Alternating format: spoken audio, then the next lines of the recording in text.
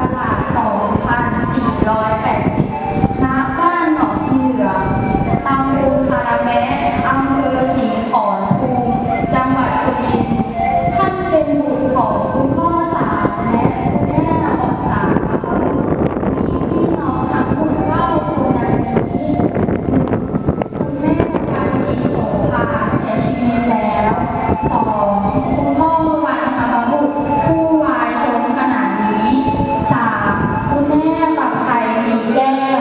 4. คุณพ่อสมภารธรรมบุตร 6. คุณพ่อสามบานธรรมบุตร 7. คุณพ่อทันธรรมบุตร 8. คุณแม่บุญมาธรรมบุตร 9. คุณพ่อบุญมีธรรมบุตร ในด้านการศึกษา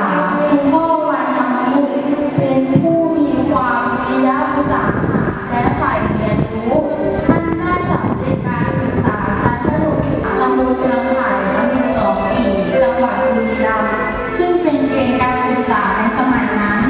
ชีวิตครอบครัวคุณพ่อวันธรรมบุตรได้สมรสกับคุณแม่ทองศรีธรรมบุตรมีบุตรธิดาด้วยกัน9 คนดังนี้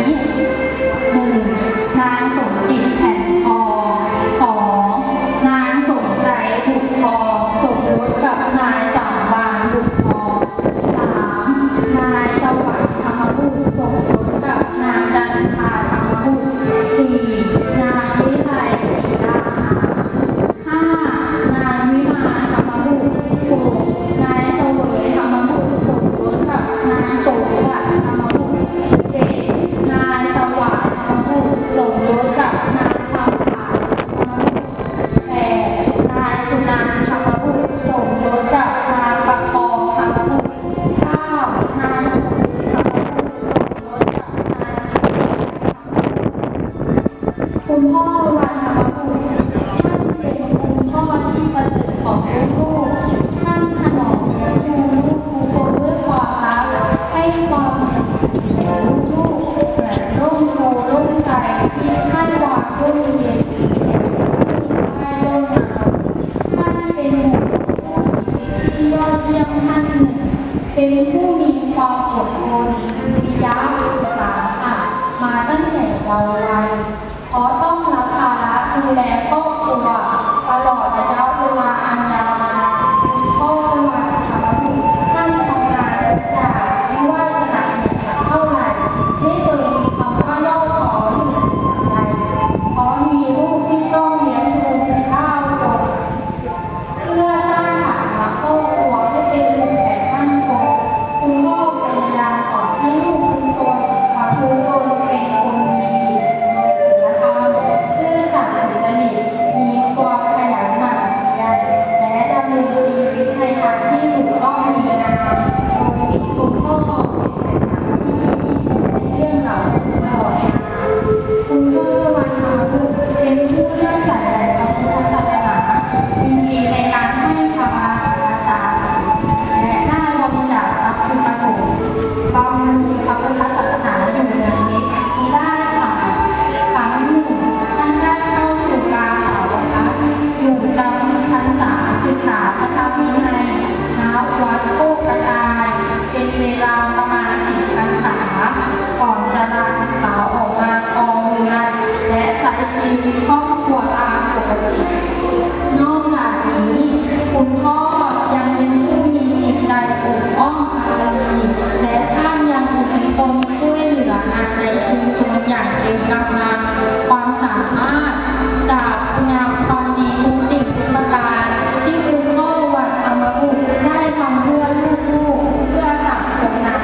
ได้ปรากฏประจักษ์ชัดท่านจึงเป็นที่รักและเคารพของเพื่อนบ้านและคนในชุมชนตลอดมาวาระสุดท้ายของชีวิต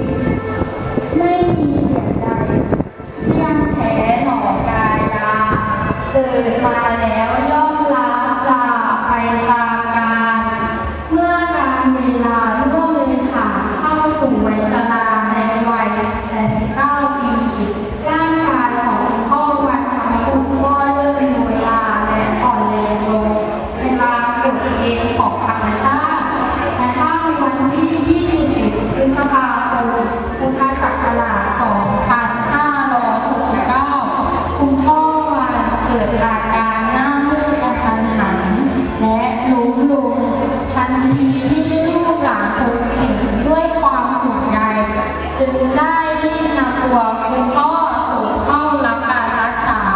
ณโรงพยาบาลหนองกี่อย่างเร่งด่วนซึ่งทางโรงพยาบาลหนองกี่ได้ทำการประเมินอาการและส่งตัวคุณพ่อเข้ารับการรักษาต่อทันทีที่โรงพยาบาลนางรองจากการตรวจวินิจฉัยอย่างละเอียดของคณะแพทย์พบว่าคุณพ่อมีอาการเส้นเลือดในสมองตีบคุณพ่อวันได้นอนพักรักษาและอยู่ในความดูแลของแพทย์อย่างใกล้ชิดณโรงพยาบาลนางรองเป็นเวลา 11 วันจนกระทั่งอาการเริ่มทรงตัวและดีขึ้นตามลำดับแพทย์จึงได้อนุญาตให้กลับมาพักฟื้นและรักษาตัวต่อที่บ้านตลอดระยะเวลาประมาณ2 เดือนหลังจากนั้นคุณพ่อต้องเข้าออกโรงพยาบาลเพื่อตรวจรักษาอยู่เป็นระยะและกลายเป็นผู้ป่วยติดเตียงในที่สุดในช่วงเวลาแห่งการเผชิญกับสัจธรรมของชีวิตนี้คุณพ่อวันได้รับความรักความอบอุ่นและการดูแลอย่างปฏิบัติจากใกล้ชิดเป็นเลิศจากแม่ของศรีผู้ชีวิตผู้ร่วมสุขร่วมทุกข์ตลอดจนลูกๆหลานๆทุกคนต่างหมุนเวียนกันมาเฝ้าดูแลคอยส่งกำลังใจและมอบความรักให้คุณพ่ออย่างไม่มีขาดตกบกเพื่อให้คุณพ่อมีความสุขและอบอุ่นใจที่สุดในบ้านปลายของชีวิตแต่สายทานแห่งการเวลาก็ไม่อาจย้อนกลับเมื่อวันอาทิตย์ที่ 12 กรกฎาคม พุทธศักราช 2569 เวลา 23:30 นาทีคุณพ่อวันธรรมบุตรได้ละทิ้งธาตุขันธ์และจากโลกนี้ไปอย่างสงบท่ามกลางความอาลัยรักอย่างสุดซึ้งของภรรยาลูกหลานและญาติมิตรสิริอายุรวมได้ 89 ปีการจากไปของคุณพ่อวันในครั้งนี้สร้างความโศกเศร้าเสียใจอาลัยรักแก่บุตรธิดาหลานและญาติมิตรเป็นอย่างยิ่งท่านผู้มีเกียรติที่เคารพชีวิตและความตายเป็นของคู่กันที่ใดมีเกิดที่นั่นมีตายชีวิตของสัตว์ทั้งมวลถูกความเกิดและความแก่เบียดเบียนยอมเสื่อมเสียไปตามกาลเวลา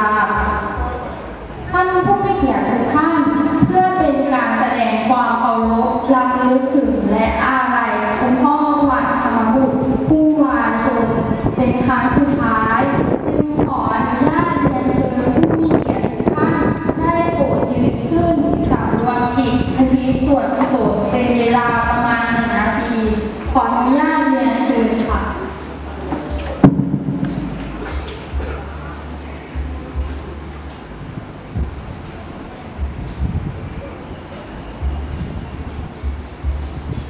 อิมินากตาปุญเยนะ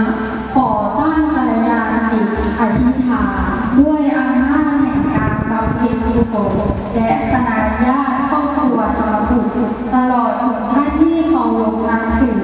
ได้ร่วมกันบำเพ็ญมาตั้งแต่ต้นจนอวสานรวม